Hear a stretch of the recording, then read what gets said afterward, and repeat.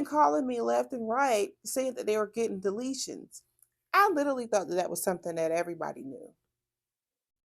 So Capital One has a pretty decent card called the Platinum, the Capital Pay. So I like to give stuff away, and I like to pass around a way to get those collections removed off your credit. Did you know that most collection clients receive the star letters or star email? So I want to talk to you guys about how to get your bankruptcies deleted off of your credit report by using the credit bureau's registered agent. And forgive me for not making a video on this sooner.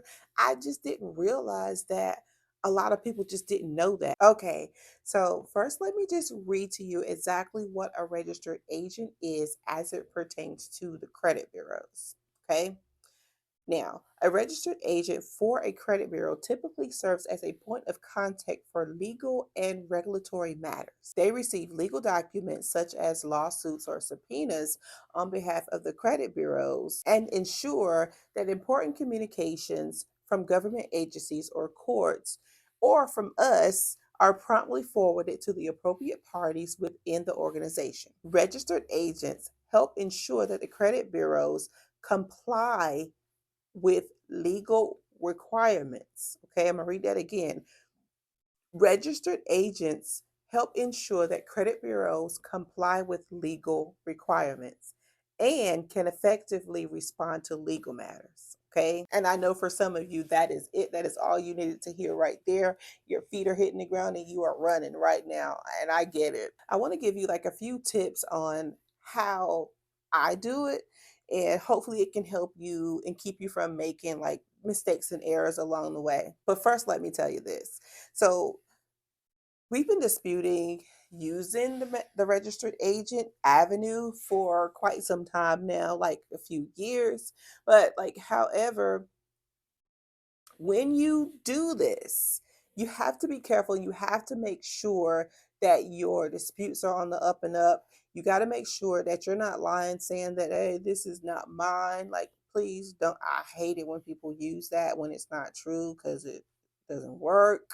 But and it's a lie. But anyways, so you have to make sure that you're on the up and up when you do it. So because it is illegal to send in an intent to sue letter with no intentions on suing. You're just like wasting legal time when you do that. So make sure that you are prepared to sue or take things to arbitration if you have to, if you don't get, where you need to get to, from using the registered agent route. Now, I'm not saying that you have to sue if you say that you are intending to sue, okay? But I'm just saying be prepared to and don't let your claims be frivolous at all when you do this. So, I want to go ahead and give you guys some tips that work well for me when reaching out to the credit bureau's registered agents.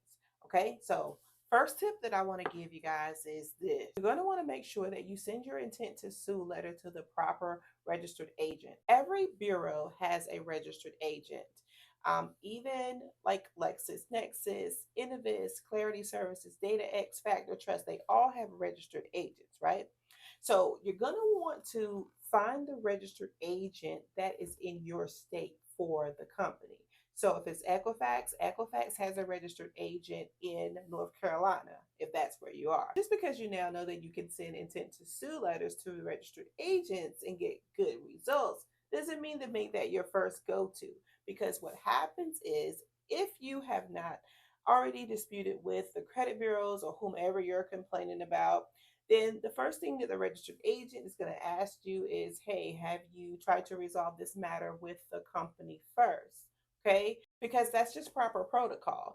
So you're going to need to have sent in at least one round of disputes to the credit bureaus or whomever. Because you need to dispute with the bureaus first, this is why I'm always talking about being strategic with your dispute letters.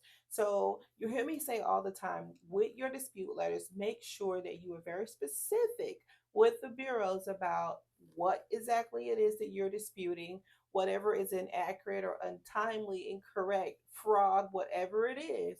You want to be very specific about each little field that you're disputing in that dispute letter. And the next thing you're going to want to do is tell them exactly what you want them to do about your problem.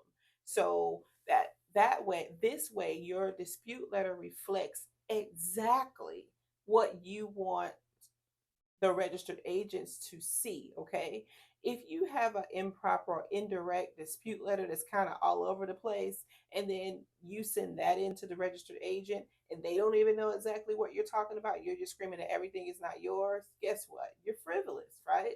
So make sure that your dispute letters, first and foremost, are strategic, very detailed. Like, just if you don't know exactly what to do, just go to one of my videos where I'm actually filling out dispute letters and doing them. That's going to show you everything you need to know about how your dispute letter should be, like at least in the area, because you want to put your own twist on everything that you do. After you've sent in your dispute letter, you've given the credit bureaus a chance to comply or fix whatever the problem is, and they did not. So the next thing that you're going to want to do is you're going to want to fill out an intent to sue letter. Make sure that's very detailed. Tell them exactly what the problem is, what you asked them to do about it, and what they did not do. Tell exactly how the credit bureaus or collection agencies did not comply correctly. Make sure that you are able to show how they broke the law, broke the rules, whatever the case is. So, with your intent to sue letter, you're definitely going to want to get it notarized so that it looks official and professional. Make sure that you are always telling the truth. Okay, don't be sending no intent to sue letter in saying that it was fraud when it wasn't. Don't do that. Okay, you could open up a whole nother can of worms, on yourself by doing that. So don't do it. And so the next tip that I want to give is, with the intent to sue letter, you're going to want to send in all of your supporting evidence, everything that supports your claims, even like from the very first dispute letter that you have sent out. So make sure that you keep record of every single thing, every dispute letter that you send, every response that you receive. Make sure that you document every interaction. Like, even if you send out a dispute letter and they don't, and the credit bureaus don't even respond, like Equifax is really good for that. You're going to want to notate that, the date that you sent out the dispute letter, the date that they received that, what their response was, if their response was anything at all, and you're going to want to date that stuff. Make strategic notes, detailed notes of every action, and have that notarized as well, kind of just stating that you're telling the truth. And so you're going to want to send all that stuff in. I mean, sometimes, like, depending on how long you've been disputing, it could be like a really thick file. Like, I've had stuff as more than 100 pages that I would be packing up and sending over to registered agent's office. So, and if you do that, they're going to know that you're legitimate. You know what you're talking about and you mean business. And you should not have any problem getting your disputes recognized by that registered agent. They're going to do their job, forward the information over, and they're going to make sure that the credit bureaus are complying. It's their job. So I always say this, like, where one person says no to you, there's always someone or something above them that can give you a yes. So keep going. Like, if you're discouraged in your dispute process today, I hope that this really helped you and gave you like a whole other leg to stand on and motivate you to give you more energy to keep going. Try this out. Hopefully it works for you. I know it really works really well for our company. And I know that you guys are going to ask, like, how well does it work for you? Like, if I had to gauge, I would say about 70% of the time we get what we want within that month.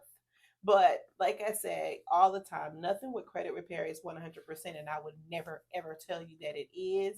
So these are just strategies that we are trying and to see like what really works for you. Since I did the YouTube short on the intent to sue letters to the registered agents, I've been getting like so many calls from people saying, "Hey, Equifax took my bankruptcy off as soon as I sent the intent to sue letter to the registered agent," just stuff like that. So I'm like, okay, so I need to make a long video of this and kind of detail this thing out a little bit more to help more people. So, like, this is really cool. And I'm sorry that I didn't make this sooner.